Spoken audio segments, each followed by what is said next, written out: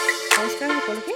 আজি ৰাতিপুৱাই ভিডিঅ'টো আৰম্ভ কৰিলোঁ। অৱশ্যে ঘৰৰ পৰা নাই কোৱা, মই ওচৰৰ খুৰীহঁত আছেহি আৰু এই খুৰীহঁতৰ ঘৰত প্ৰায়ে অহা হয় মানে কি আমাৰ ঘৰতে কাষতে যিখন ফিল্ড আছে সেই ফিল্ডত আমি প্ৰায় কাপোৰ মেলিবলৈ আহোঁ।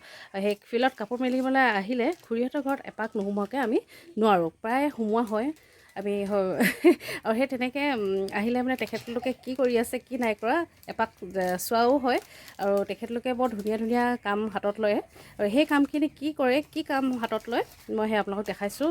খুব সুন্দৰ এক প্ৰচেষ্টা শাহু বোৱাৰী লগ লাগি কৰে। লোৱা কামবিলাক এয়া ধুনীয়া ধুনীয়াকৈ পেকেট কৰি আছে, এইবিলাক নিমকি আৰু ভুজিয়া খাবলৈ খুব সোৱাদ লগা মচমচীয়াকৈ বনায় আৰু এইফালে অকল নিমকি আৰু ভুজিয়াই নহয় আৰু বিভিন্ন ধৰণৰ সামগ্ৰীও বনায় আৰু এইফালে কেকৰো অৰ্ডাৰ লয়, ভাল ধুনীয়া ধুনীয়া বাৰ্থডে কেকবিলাক অৰ্ডাৰ লয়। নাহৰকটীয়ালৈ বুলি বিশেষ এটা কামত ওলালোঁ, কিন্তু অকণমানিজনী আকৌ একেবাৰে মোৰ লগত যাবলৈ নিবিচাৰে। কিন্তু ল'ৰাটো হ'লে যাবলৈ নেৰে দেই, মই য'ত যাওঁ সি একদম পিছে পিছে যাবলৈ নেৰে। অকণমানিজনী আকৌ মোক যোৱা মা তুমি যোৱা বুলিহে কয়, সেইটো কাৰণে ভাল লাগে। নদীৰ ওপৰত যিখন দলং দেখিছে সেইফালেদি মই প্ৰায়ে ট্ৰেইনত ঘৰলৈ অহা যোৱা কৰোঁ আৰু মোৰ ট্ৰেইনত ঘৰলৈ আহিবলৈ বৰ সুবিধা হয়, এঘণ্টাতে পাই যাওঁ। যদি গাড়ী লৈ যাওঁ প্ৰায় 2.5 ঘণ্টা 3 ঘণ্টা সময় লাগিয়ে যায় আৰু যদি কেনেবাকৈ আমি ৰাস্তাত ৰখি চাহ তাহ খাবলৈ হয় আৰু দেৰি হৈ যায়। সেই গতিকে গাড়ী লৈ যোৱাতকৈ আমি ট্ৰেইনত যোৱাই ভাল পাওঁ। ৰাস্তাৰ কাষত এনেদৰে শাক পাচলি বিক্ৰী কৰি থকা আইতাকেইগৰাকী দেখি সঁচাই বেয়া লাগিলে। এনেদৰে কেইটামান শাক পাচলি বিক্ৰী কৰিয়েই তেওঁলোকৰ নিজৰ পৰিয়ালটো চলাবলগীয়া হৈছে। আচলতে তেওঁলোকক নাহৰকটীয়ালৈ যাওঁতেও এনেকেই দেখিলোঁ আৰু আহোঁতেও সেই কেইটামান শাক পাচলি লৈয়ে বহি থকা।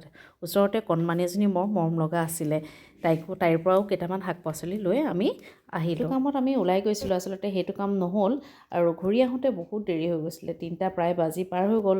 সেয়েহে আমি দুলীয়াজানৰ ৰেষ্টুৰেণ্টত সোমাই অলপ কিবা কিবি খাই আহিলোঁ মানে আমি ভাতেই খালোঁ আৰু আমাৰ কণচেঙে খালে বেলেগ আইটেম আৰু দুলীয়াজানৰ যিখন এণ্টিনিক চিটি ৰেষ্টুৰেণ্ট বৰ ক্লিন, বহুত ভাল লাগিলে তাত সোমাই আৰু খায়ো ভাল লাগিলে। সেয়েহে আৰু আমাৰ কণচেংটো পূৰা এক্সাইটেড, সি খাবলৈ একদম পূৰা তৰপি আছে। এইবিলাক বস্তু আচলতে খায়ো ভাল পায় আৰু আমাৰ ইয়াত আহি গ'ল।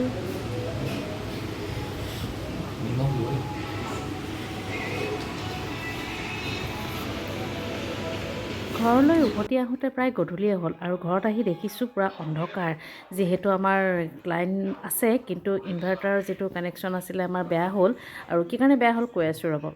মই এইফালে মাছ ভাজি আছোঁ, ভাঙন মাছ, খাবলৈ বৰ সোৱাদ, মিঠা মিঠা লাগে যিহেতু আজি আৰু এনেদৰে অলপ মাছবোৰ ভাজিলে এনেকুৱা অলপ টান হ'লে ভাল লাগে, ঢিলা হৈ থাকিলে এইবোৰ মাছৰ অলপ কাঁইটটো বেছি যিহেতু নেকি আৰু এনেকুৱা যদি অলপ টান নিচিনা হয় কৰকৰীয়া হয় তেতিয়া কাঁইটবোৰ মুচমুচীয়া হৈ ভাগি যায়, সেয়ে খাবলৈও বৰ সোৱাদ লাগে। তেন্তে আপোনালোকেনো ঢিলাকৈ খায় নে টানকৈ খাই জনাবচোন। আজি আন্ধাৰত থাকিবলগীয়া হৈছে, মাত্ৰ কাৰেণ্ট থকাৰ কাৰণে 2টামান লাইটহে জ্বলিছে।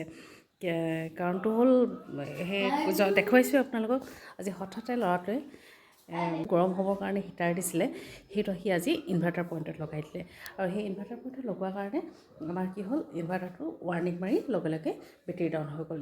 বেটেৰী ডাউনেই হ'ল নে এতিয়া তাৰ পইণ্টটোৱে জ্বলিলে নে অইন কিবা হ'ল তেতিয়ালৈকে গম নাপাইছোঁ। কাইলৈ ৰাতিপুৱা মেকানিক আহিলেহে গম মানে কি হৈছে কি নাই হোৱা আৰু সেই গতিকে আজি আমাৰ পৰা অন্ধকাৰত থাকিবলৈছে। অকল এই ড্ৰয়িং ৰুম এইটো ৰুমত জ্বলিছে আৰু 2টামান লাইট জ্বলিছে, যিকেইটা মানে আমাৰ ইনভাৰ্টাৰ কানেকশ্যন নাই, সেই এটা নে 2টাহে ৰুমত জ্বলিছে, এইটো ৰুমতে আৰু এটা আগফালে, বাকী চব অন্ধকাৰ।